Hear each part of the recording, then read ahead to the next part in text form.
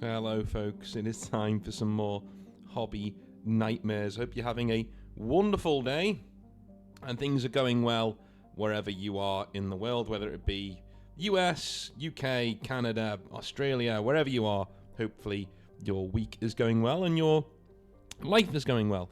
We're going to be jumping into some hobby nightmares, a few really good ones today that I'm really looking forward to reading out. So I read half of both of these last night in bed and told myself to not read any more so I can preserve the surprise of reading them for you, but they are very, very, very good. So let's jump in today with George, who's written into Hobby Nightmares, and if you want to write into Hobby Nightmares and get your Hobby Nightmare read out, send it over to hobbynightmares@gmail.com. That is hobbynightmares@gmail.com. Right? It's in the description down below. If you want to know what video game is playing in the background, it is Chaos Gate Demon Hunters. This is a thing that comes up all of the time in my comment sections. This can be solved with a very quick YouTube search of Grey Knight video games, because you can see they're Grey Knights in the video, so Grey Knight video games. And the first one that will come up will be Chaos Gate Demon Hunters, and you've got your answer. Just so you don't need to clog up the comment section, that's what the game is, alright? So hopefully a lot of people see this. Let's jump in with George. I've got my cup of tea in my lovely mug over here, and I'm ready to go. So he says, "Hello North, my name is George, and you can use my real name." Well, thank you. Coming at you with a hobby nightmare from the south. So far south, in fact, that I have on multiple occasions been described as basically being French by you northerners. Are you from Bournemouth or somewhere? Boo. As Ross Noble says, I am the North's champion booer. I just get off the train at King's Cross and I go, boo! And then I get back on the train and go back up north. I've been I was actually born in London, so I can't really say much. But at the end of the day, I was brought up here. So my whole family are from the northwest of England, and they lived in London for about a year, and that's when I was born. So that's what it is. And then moved straight up north because they were like, "Yep, getting out of here." Anyway. I've been a long-time viewer of yours, going back to your original video talking about you working for Games Workshop. Which one? There were a lot of them. While never really having a nightmare interaction in the hobby, I thought I would talk about something I am experiencing in the hobby that I'm not sure if you have talked about before. If you have, then apologies, for I may have missed it. But anyway, my nightmare is about the concept of the better at painting I get, the less I enjoy it. Okay. I can imagine that might sound strange to a lot of people, as everyone else I always strove, like everybody else, I always strove to improve my painting over my hobby years. And to be honest, I would describe myself as a good painter. Friends of mine have told me to make an Instagram for my little soldiers, and I have. I'll send some pictures for you. Okay, well here's one that I've got here, which is pretty cool. Let me whack it on. Oh yes, I feel nice and inadequate now. Yes, lovely. Lovely. Yes, I don't have any talent painting, do I, compared to this guy? And that feels great. That feels awesome. I just can't wait to pick my models up later and not paint them. Anyway, now obviously the more effort you put into a model, the more time it is going to take. And I think this is my problem. I had way more fun painting models years ago when I could finish them extremely quickly, get them on the table, and move on to the next model. Looking back at these new models now, I can do much better, but a model that looks 10 times better takes 10 times more time, of course. Another thing I should mention is, unfortunately, I am somewhat of a perfectionist, and every technique I have to then apply to every single model that I do. The next Orc Boy must be the best model in my collection, and so on. After, dude, what you've done, right? What you've done is you've become incredibly good at something, okay? And now you're holding yourself up to standards that don't belong to certain models. I will freely admit, I found a technique to painting the Exiled Blades very quickly, and I used that on the Intercessors, and I spent a lot of time on the characters, the lieutenants, people like that. But the average Space Marine, I can knock through 10 Space Marines in maybe an evening or two, right? And they'll look good. They'll look tabletop ready. They'll stand up to camera work. I'm going to be doing a battle with Mordian Glory over the next few weeks. That'll be on his channel, I think. and I'll be using the exiled blades, and I think they're going to look good on camera. It doesn't take long, you know, and if you need to figure out where you find fulfillment. If you find fulfillment in finishing things, then that's what you should be focusing on. I do the same with my writing, okay? I've been writing Feudal Punk now for like 2 years, and I keep getting addicted to the act of just writing the lore. I go back over it and over it and over it and over it, and I never want it to end. But at the end of the day, it started to get to me now because I'm not actually finishing it. I'm just going over the same stuff. I'll take a little break, I'll write something else, and I'll come back to Feudal Punk again. And it's now time to finish it. It's now time to get it done and get it published and get it out there so people can actually buy it, right? You know, so that's something I've had to wrestle with myself. I've never had to do it with models because I've always been like a 6, 7 out of 10 painter. Now, a 6, 7 out of 10 painter to most people is like, wow, you're a really good painter, right? 9 and 10s is like Golden Demon level, you know, you have a YouTube channel dedicated to painting level of painting, right? I'm a 6 or a 7. But I have to select where I place those 7s. Do you know what I'm saying? Or even the 8s. There's a few models that I've got that I would consider an 8 out of 10 in terms of skill. So, but I can't do that for every single model because I'll stop enjoying painting, you know? I did this exact same thing at Games Workshop. My manager taught me how to dry brush, how to make sure that how to use inks properly, how to highlight things, how to do feathering on swords, right? And all of a sudden, every single model I did had to be dry brushed, had to have ink on it properly, had to have feathering on all the weapons. Do you know what I mean? Even the normal dudes, and I never really finished anything. So much so that there were lots of bad things about my manager, but there were some really cool teaching moments that he did. So much so that he put me in charge of painting the store's Stormcast Eternal collection for the main table, and for the front cabinet to show to the public, basically.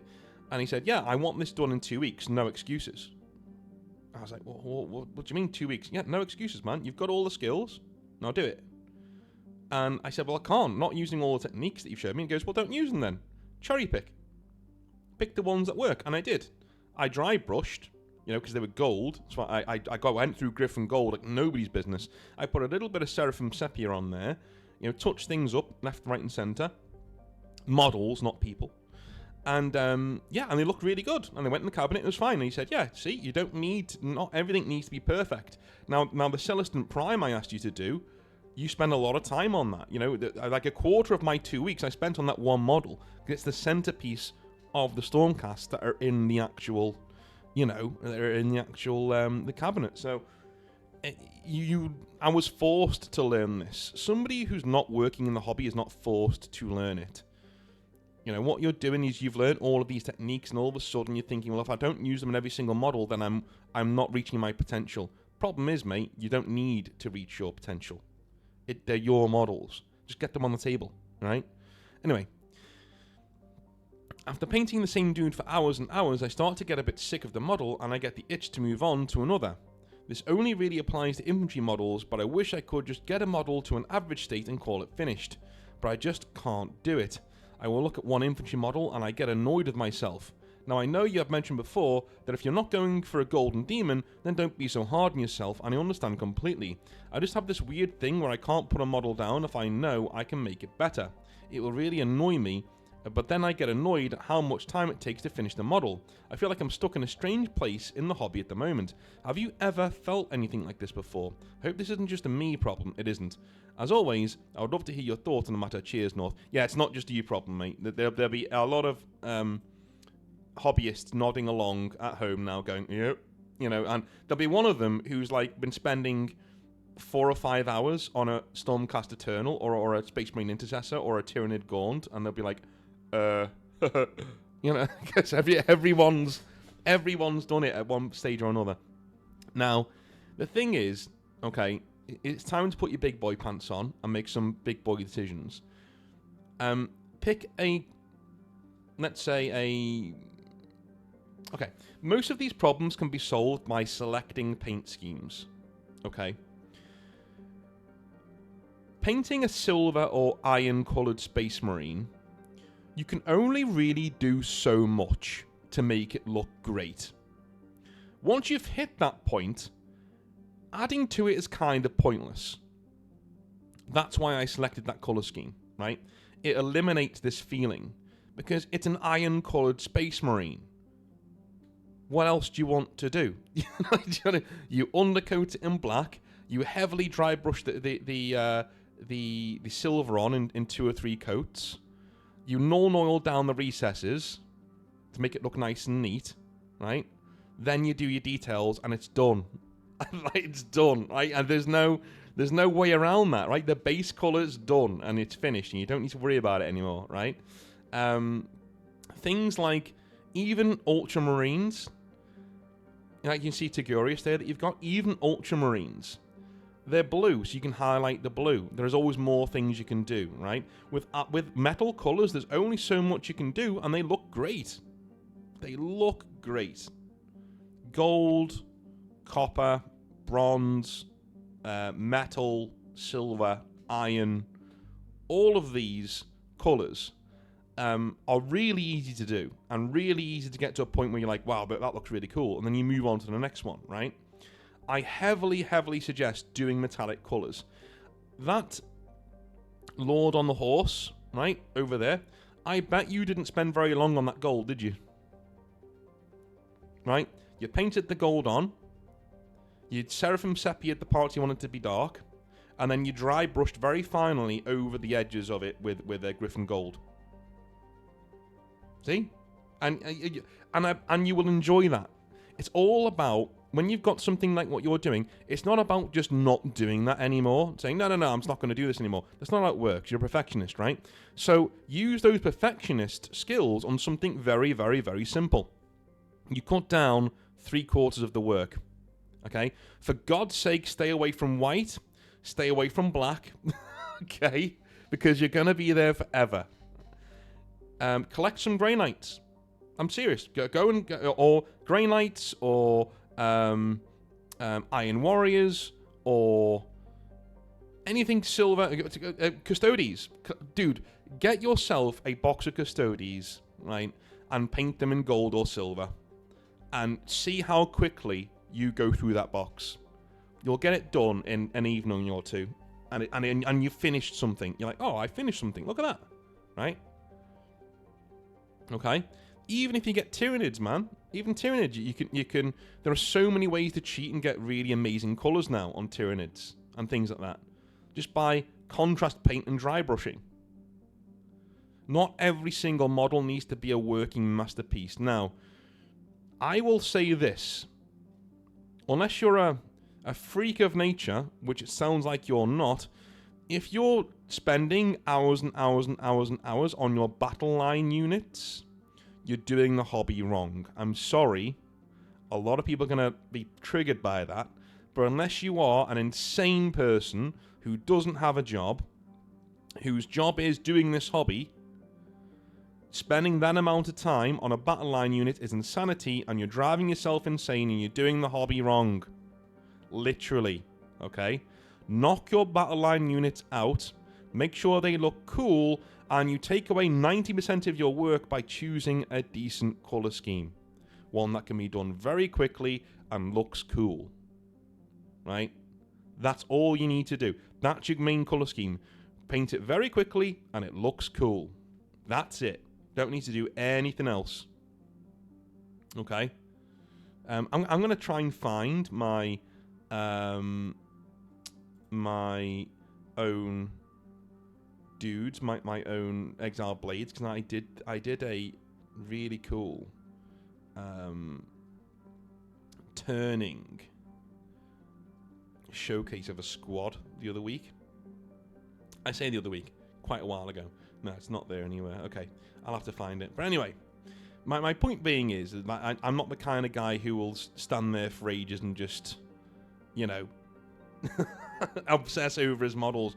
But I got them to a standard that they look cool, and I said, yeah, that's done. We're finished. We're done. We don't need to do anymore.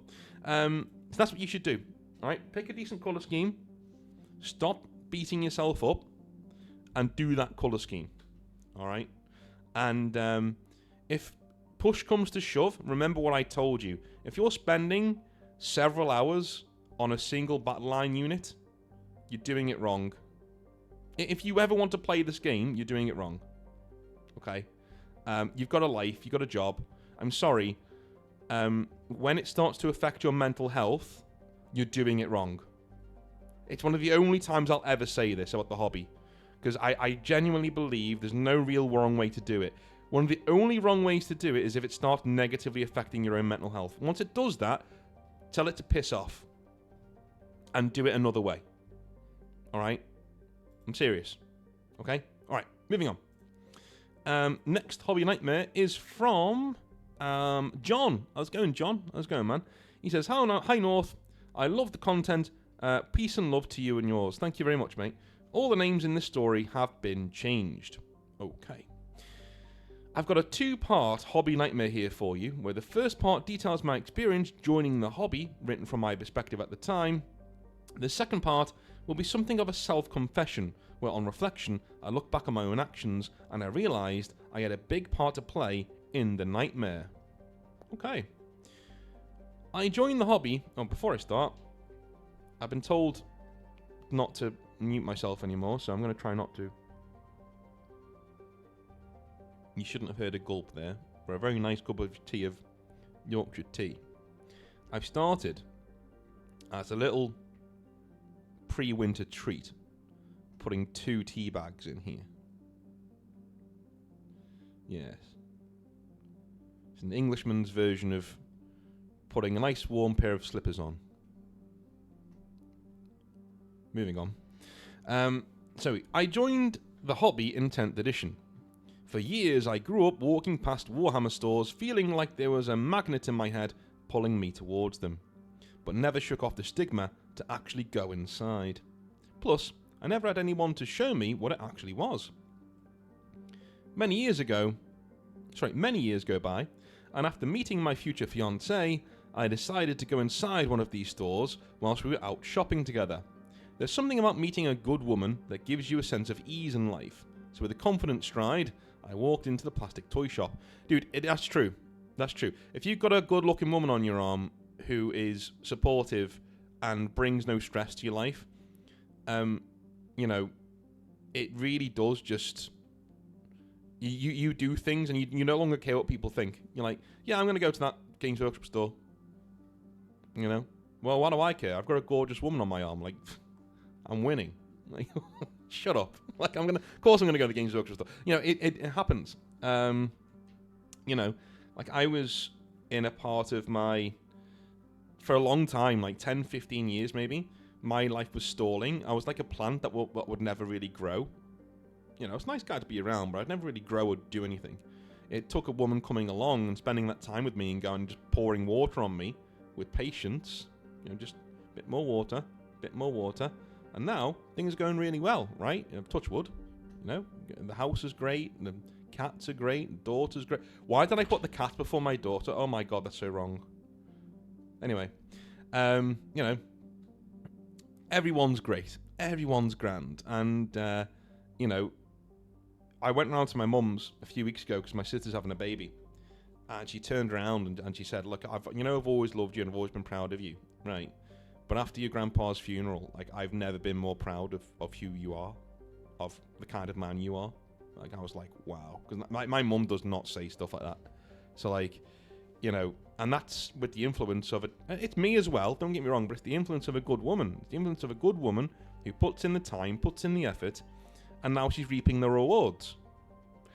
Most of the women on this channel are either married or in long-term relationships, and there are not very many of them, so whenever they do come into the channel, I tend to speak to them either through Hobby Nightmares, or they'll send me a Discord message saying thanks and stuff, because they're not very public-facing, because obviously the women in the hobby. And nearly every single one of them, they met their man and realised this is a project, right? He's not the finished article, but I can see there's a diamond in the rough here, and if I work at this, and I just give him... And they don't change you, they just nurture you. They come in, and they're like... They say, right, I'm going to encourage his dreams. I'm going to encourage his career aspirations.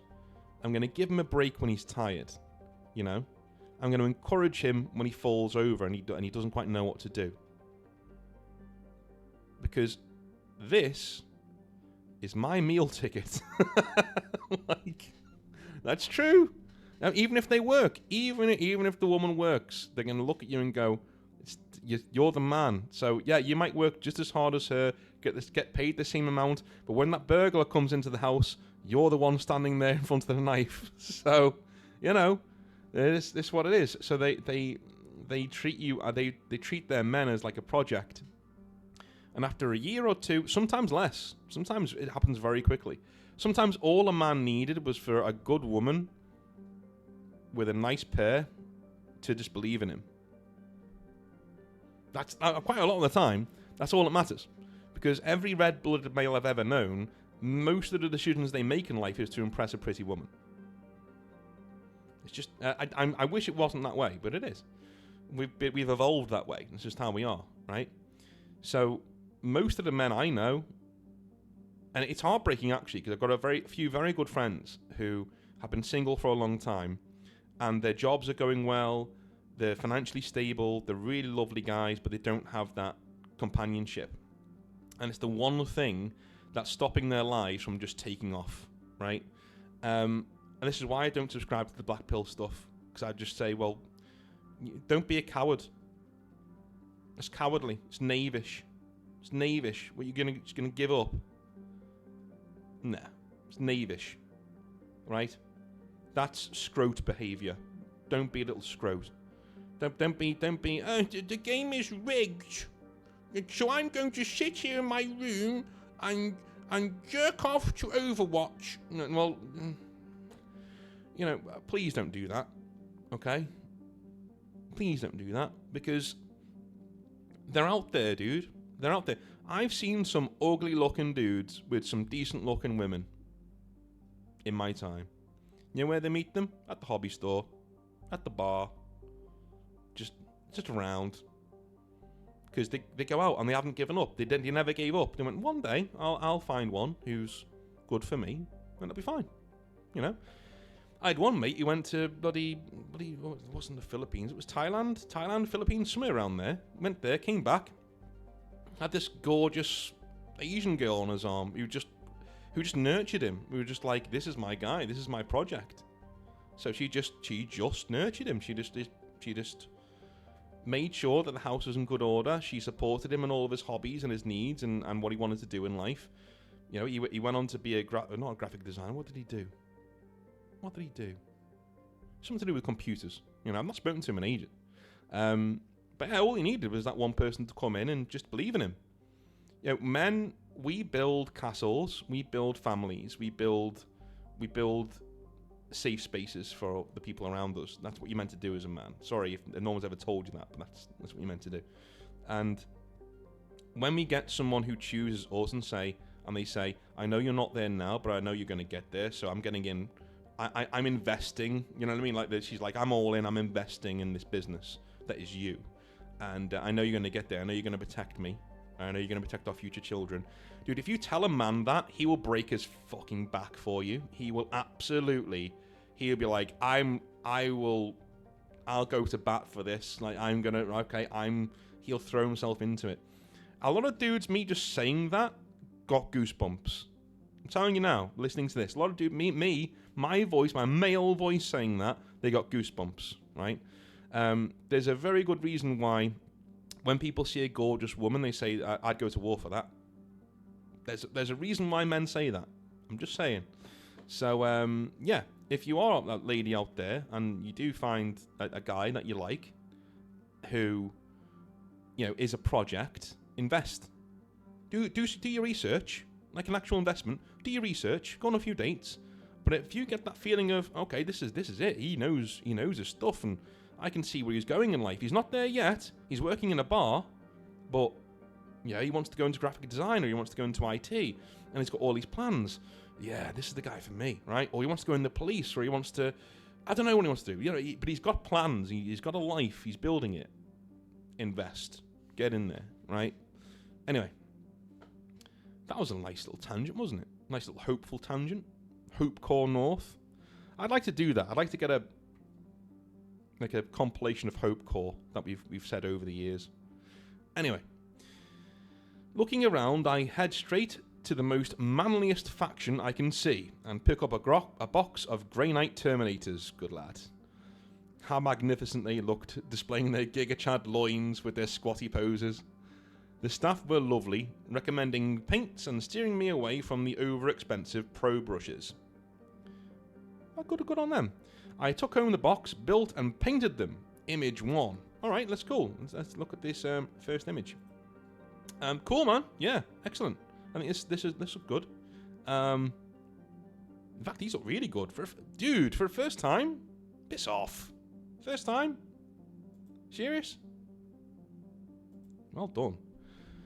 Looked at them proudly and put them down and forgot about them. That's because life was moving 100 miles an hour for me at the time.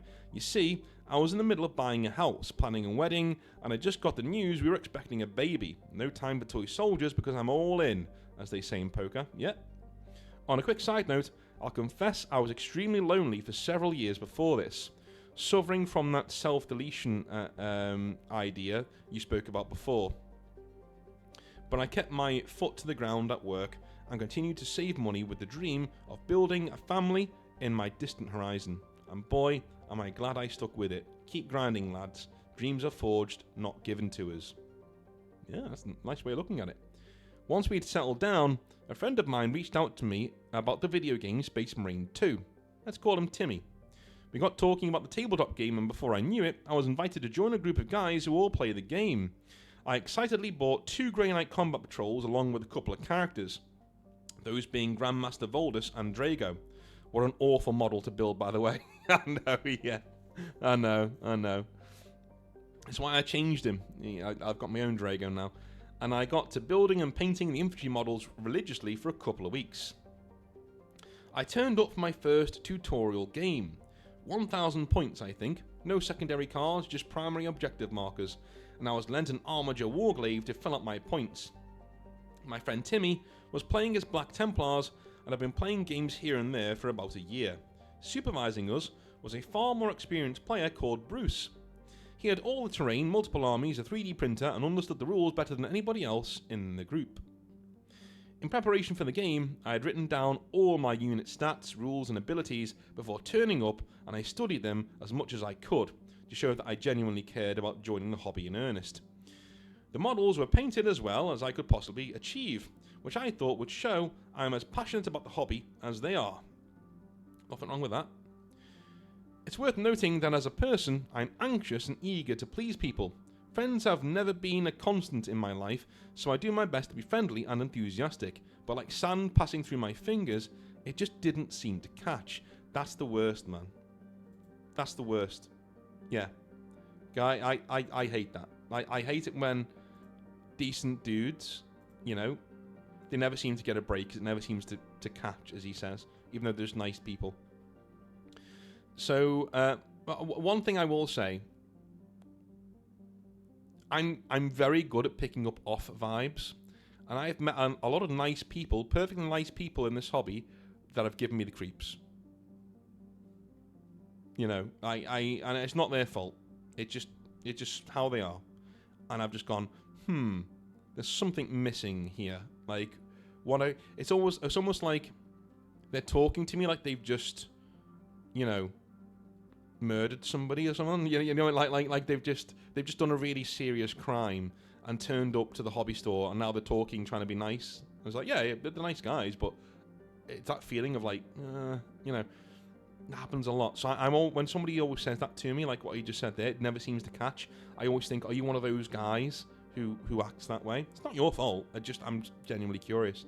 Anyway, so my first game began, and after 3 quick rounds, it was over. Now, North, when I say this was the most one-sided game I'd ever played, I'm not exaggerating.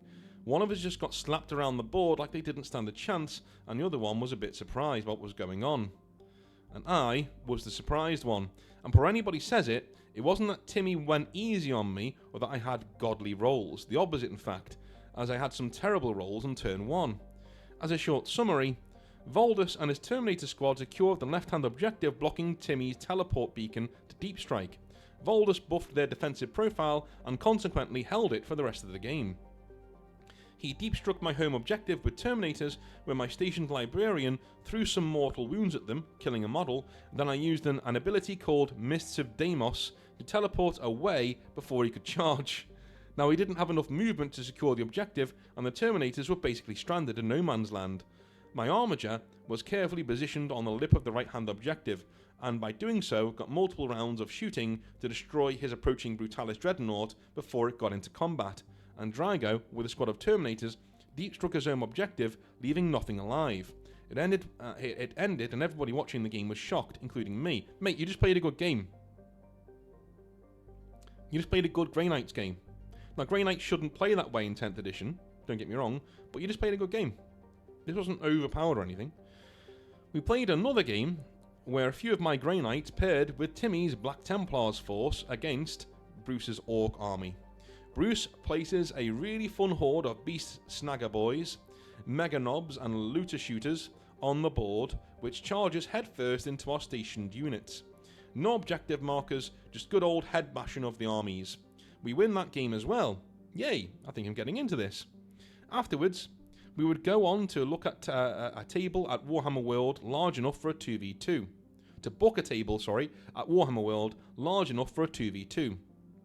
We were going to hold an Imperium versus Xenos match, Grey Knights and Black Templars versus Orcs and Eldari. I had a couple more weeks to build and paint enough models to get to 1500 points. To keep the excitement going, I proudly sent photos of various finished units to our group chat, including a Dread Knight, which is image number 2. Alright, cool. Nice. Nice. I mean, we could do with some ink on there, man. But, yeah, nice. Well, on a side note, the Dread Knight model isn't really that bad looking when you put a helmet on the Marine. It looks less like a baby then. The box art really doesn't do it justice, okay? Nobody else was posting photos, so I assumed they were already fully painted and ready to go. I also unveiled Castlan Crow and his 10 Purifiers, a seriously powerful anti-light infantry squad. Now those orcs wouldn't be a problem at all. Nice, and here he is. Again, brilliant. Thin down your paints, please, and put some ink on that model, and you've got a really beautiful looking model. You could even go over that in like a nice, really thin coat and make it look sensational. It still looks good now, but like, you know, you're missing one or two like standard techniques that would take this from like, you know, down here, which is good enough, really cool, to here, where it's like a really good looking model. That's the only place where I am, by the way. I'm giving you advice as somebody like one level above this. That's all it is, right? One level above. And, but it still looks cool though, man. Looks cool. Alright. I find out the fourth person, the Eldari player, is playing a Wraithguard heavy force. I do a lot of research to find out those tough boys reactively shoot at anything and usually decimate whatever was brave enough to attack them, so I won't fall for that trap, and I see they are massively buffed by Spirit Seers, so how do I effectively kill a Spirit Seer? Oh, I know, a Vindicare Assassin, so that gets added to my army too. The Eldari player will be no problem now, I think to myself. Look, I have to show these guys I'm taking the game seriously. I want them to see how much effort I'm putting into being like one of them. I have to prove to myself that all this time spent painting and all of my money is being spent and was worthwhile. Because after all, if I'm doing this, it's time away from renovating my house or preparing for my son's arrival or making sure my lifeline of a relationship works out. That's okay. That's an alarming. Okay. Never describe your relationship as a lifeline. Like, just don't do that. That's not good. Your relationship isn't a lifeline, dude. Your relationship is your relationship. It should be the strawberry on top of the cake that is your life. The garnish on the burger, right? It shouldn't be the life.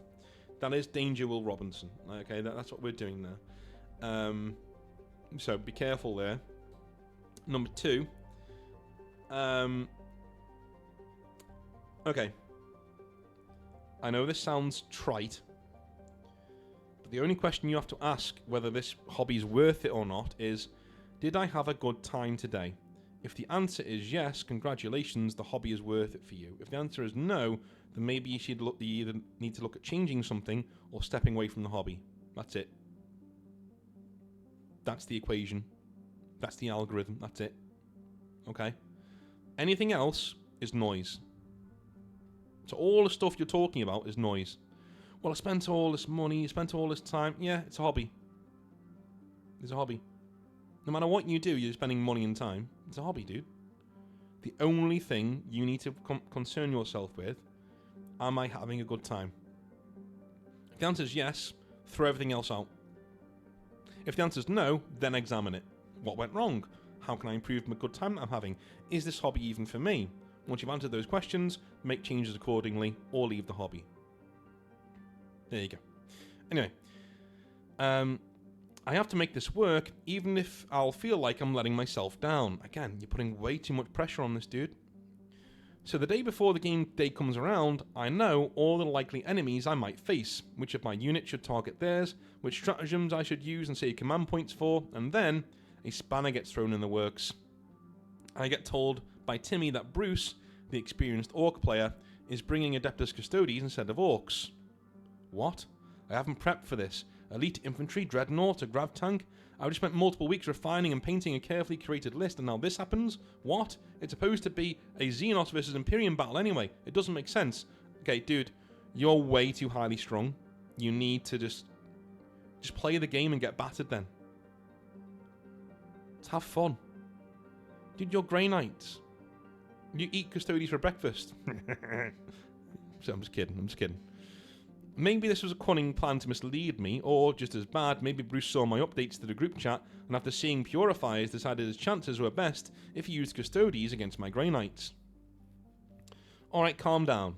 I'll be okay. Just research the units and try to put a strategy together. But the toughness of these Custodes units is way too high for Grey Knights to effectively handle, and I can't physically bring any more high-strength weapons. This game is going to be really tough. Tough, yeah, but not unwinnable, mate. Not unwinnable. Roll with the punches.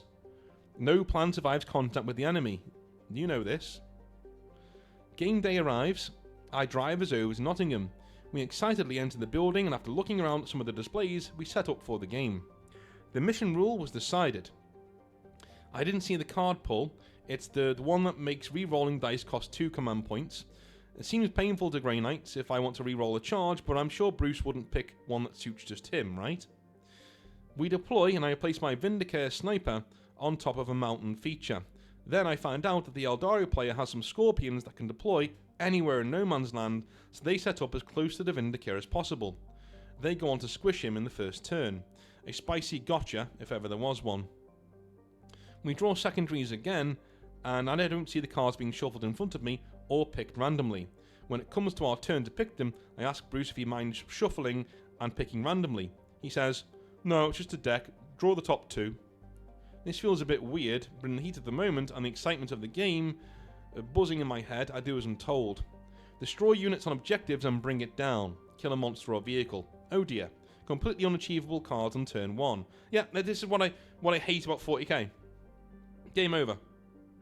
That's it. Game over. I've drawn the wrong card, so now I guess I'm not winning. Alright, cool. You know, like, because the points are so important. If you're really behind on turn 1, you know, it basically cripples your entire game. Bruce wouldn't give us 2 useless cards, would he?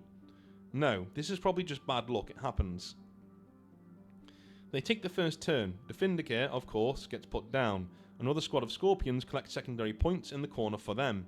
The Grav tank positioned itself to have high line of sight across the board, and most notably, a squad of Bruce's Custodes bikes travel a mighty distance from the deployment all the way to touch the lip of the left-hand side objective. I say, wow, they move fast, what's their movement? He says, 12 inches plus auto advance 6 inches, so 18 inches in total. Only something in me got me to get my tape to measure to check. It didn't quite seem right. Also, it felt too convenient that 18 inches could just about land you on the objective on turn 1 on a table of this size. The actual distance they travelled was 21 inches. Oh dear, he just added 3 inches. Something we all wish we could do, wink wink. Speak for yourself, son.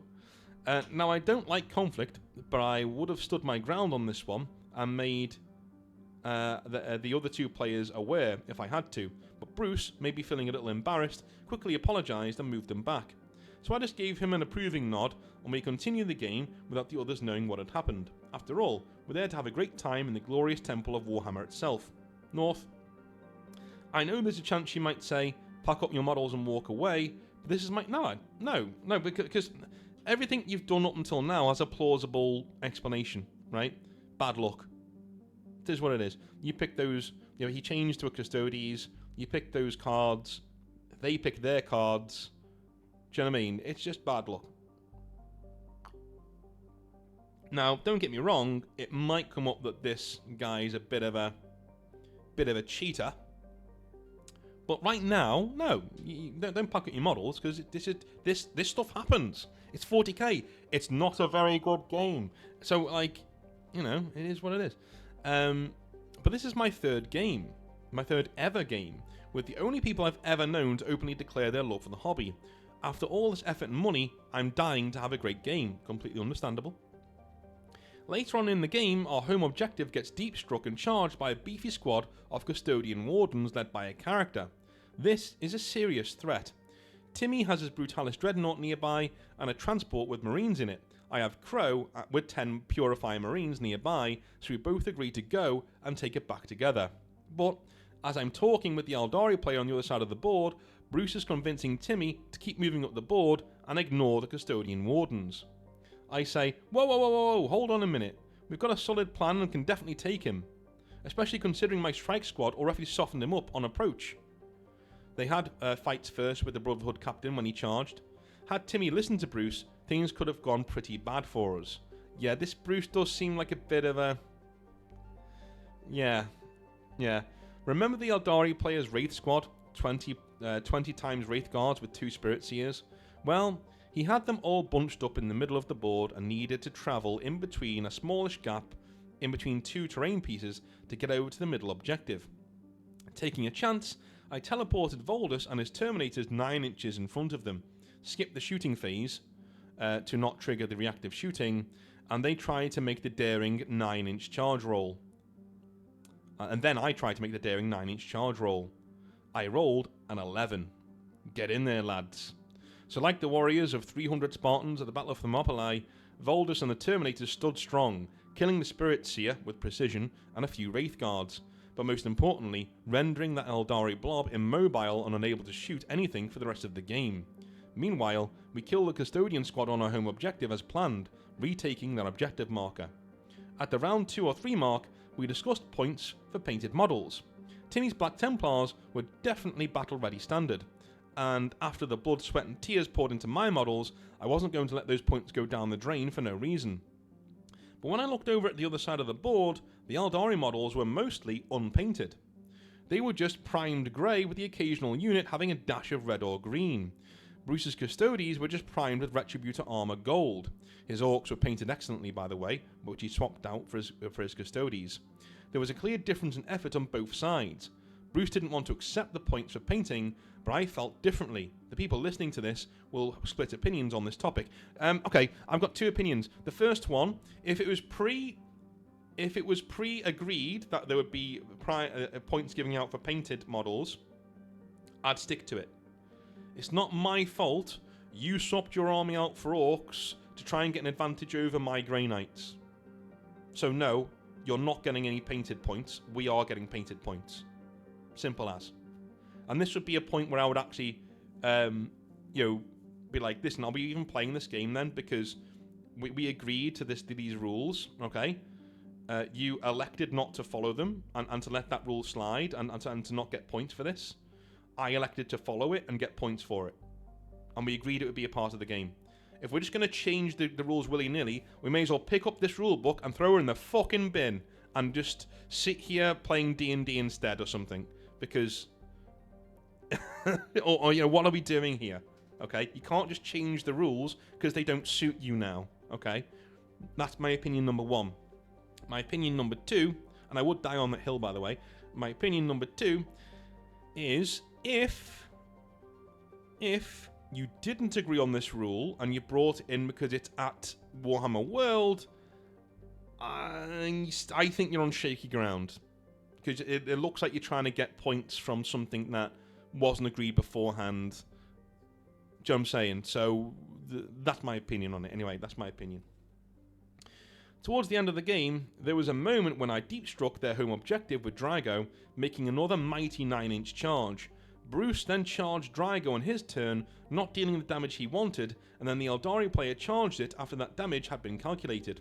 Now I understand this is a no-no in 40k, but I had no idea at the time. Okay, let me just reread that. Towards the end of the game, there was a moment when I deep struck their home objective with Drago, making another mighty 9-inch charge. Okay. Bruce charged Drago on his turn, not dealing the damage he wanted, and then the Eldari player charged it after that damage had been calculated. Right, yeah. So I think, yeah, you do all of the charges first, and then you do the damage and stuff, yeah, after that. Yeah, that is a no-no, because it means you can priority target with knowledge that your general wouldn't have. Do you know what I mean? Because everything's happening at the same time. So if one side is charging, everything charges. Yeah. But because Bruce charged Drago, did some damage, then the Eldari player then says, well, now I'm going to charge Drago as well, because now I know Drago's damaged, I can take him out. Everybody should charge at the same time, and then you resolve it. That's how phases work. That's why they are that way, so you don't get in things like this. Anyway, totaling up the score and looking at the game state after round 4, we agreed on a winning team. It was Timmy and myself, and points for painting weren't added to that score, but you can imagine the nightmare if we lost the game and then those points were added to the score to make a difference. It's not a hill I'd want to die on, but respect for someone's effort to make the game more fun for you by painting their models quickly is rightfully owed in my opinion. I think we dodged a bullet there either way. It's owed if you agree to it. Yeah. If it's not, then you're pushing your luck. We had one of those fantastic burgers from Bugman's Bar. Dude, I miss those so much. Bruce kindly paid for mine as a thanks for driving us, and we all set off home. Well, that's good. A couple of weeks later, I would have what turned out to be my final game with this group, for now at least. I arrived at one of their houses and said in the chat that I'll bring my models, for I'm happy to just sit, paint and chill with the others. But Bruce immediately pairs me with a guy called Ben, who collected Tyranids. Ben had 5 big Tyranid monsters, a Swarm Lord, 2 Screamer Killers, a Norn Emissary and a Tyrannofex. Painting-wise, all of them were primed black. And that's it. This was a 1000 point list pack full of high toughness monsters with high strength, and specifically damage plus 3 weapons that were perfectly tailor-made to punish 3 wound Grey Knight Terminators. The thing is, Ben seemed like a really nice guy and we got on really well, but I couldn't shake the feeling that it felt like someone, Bruce maybe, had set this game up as a bit of a smackdown. Karma for the unbeaten newbie. Maybe I was overthinking it though. The game ended up being extremely close, with Ben taking the win. I put up a decent fight, Drago surviving on a single wound to get one last combat on the Tyrannofex before surrendering and shaking hands with a "Great game, sir." After this game, my partner and I had our son. Unfortunately, I became distant from the group. I stopped messaging and the group chat eventually died. Or maybe they continued talking on a different group, I don't know. I would see the many messages bouncing around at the time, but I couldn't bring myself to join in with everything that I was experiencing at home. All good, of course. Alright, this is why, okay, I have, in my personal life, I have gaming groups, chats, right? But I also have another group which is called the Circle of Trusted Men, right? That's what it's called. And these are dudes that I know in real life. Some of them I met through the channel, some of them I've known for decades, some of them are business partners, and I pull them in to the side room, and there we can discuss other things. So whilst we have our own gaming groups, there'll always be somebody in those gaming groups. If I'm having a bad time, I can just say, listen lads, you know, not having a good one today, blah blah, this is going on in my life. Those guys are dispersed throughout my life. Not all together, but in different groups. So if I'm not talking in a gaming group, one of the dudes there will know why, and will likely tell the others if it's nothing too personal. They'll go, yeah, North's a bit busy right now, that's why he's not talking. And it keeps everybody on their toes, and it also means the circle of trusted men means there's dudes there who can listen to everything that I've got a frustration with. That's not, if you got something really spicy and not PC to say, because you're just annoyed, or you've got a meme that's really offensive that the other lads might find funny. Every man needs a group like that to talk in, to do that in. That's what I use, and that means that I don't get situations like this, where the group aren't aware of my situation. Because if you had, say, what was his name? Bruce. If you had Bruce in another group somewhere where you just talked shit all day, and you said, listen lads, I've got a baby, things are going really hectic right now. When Bruce knows that, and it doesn't look like you've just noped out of the group, Bruce knows that, he'll be in the group, go, oh yeah, no, John, no, John's just, he's just really busy with his baby and stuff, but he'll be back, So that means it wouldn't die out, that kind of a thing. Anyway, moving on. Around 8 months later, feeling more comfortable in fatherhood, I opened my box of painted Grey Knights and felt the passion for painting come roaring back. I got my Grey Knight pile of shame out of the garage and finished every single model with the same love as I began. Ooh, full army picture. Damn, son. Those look so cool. That looks so cool. Well done. Whilst painting, I obsessively listened to your Hobby Nightmares episodes and rants. I've listened to most by now. I have slowly come to realise that the way I acted when I joined the hobby was completely wrong. My hands are unclean, and until now, I haven't been completely honest about my own sins in this Hobby Nightmare. So, I'm ready to be baptised by the flames of the legendary exile himself. Here I go. Oh my god. Okay. Right. Okay. Are you going to be pulling the wool from under our eyes? Yeah, okay. I'm going to put that model up. Alright, number 1. Alright, let me just take a quick sip of tea whilst I'm doing that, because this is going to be... Alright, number 1. Confession. I joined the group with far too much of a competitive mindset. Yeah, we covered that, yeah. I wanted to crush my enemies and take the victory every single time. I refined my list to be as sharp as possible with zero regard to my opponent's approach to the game. If you were going against me, I will try to show you the maximum capabilities of the Grey Knights, as far as I possibly could. So I forgot to prioritise rule number 1. Both players must have fun. Number 2, the second game with the charging orcs, I basically instructed Timmy about his positioning to avoid the incoming charges. It wasn't a suggestion, it was basically an order. I showed good strategy, but terrible sportsmanship. I also did exactly the same thing in the big 2v2. Number 3, when arriving at Warhammer World, we drove past a big yellow Aquila or something. It looked poorly painted. I compared it to Timmy's painting, saying it was bad as a joke. Nobody laughed. Just joking, I said, but I should never have put down someone else's painting, only offer advice if it is asked for, and I regretted saying it. Well, good for you for owning up to it. Number 4, after getting frustrated with possible mission card shenanigans, catching Bruce cheating by adding movement to the bikes, and seeing him give poor strategic advice to my partner, I committed the ultimate sin. I cheated. By saying my unit could do something it absolutely could not do. I said my Purifier squad could advance, shoot and charge into the Custodian squad, and nobody noticed. The shame I felt for this is horrible. Another player's perceived behaviour does not excuse my own. I let my values go to win a game of toy soldiers. And number 5, and finally, I was a hypocrite. I tailored my list to most effectively deal with my opponent's units, whilst being overly paranoid about others doing the same thing. With how expensive these models are, friends doing that to each other is a cyclical game of spending that ultimately leads to a race to the bottom. So you can see, I was no saint back when I first joined Warhammer. Yeah, no shit. And taking the time to acknowledge this has grown and matured me as a hobbyist and wargamer. These thoughts have been swirling around in my head as I sat there finishing my Grey Knight army for the last few months. North, your words of wisdom, and also me becoming a father, have totally changed my perspective with the hobby today. Well, good. Good. I would hope that you never do that ever again.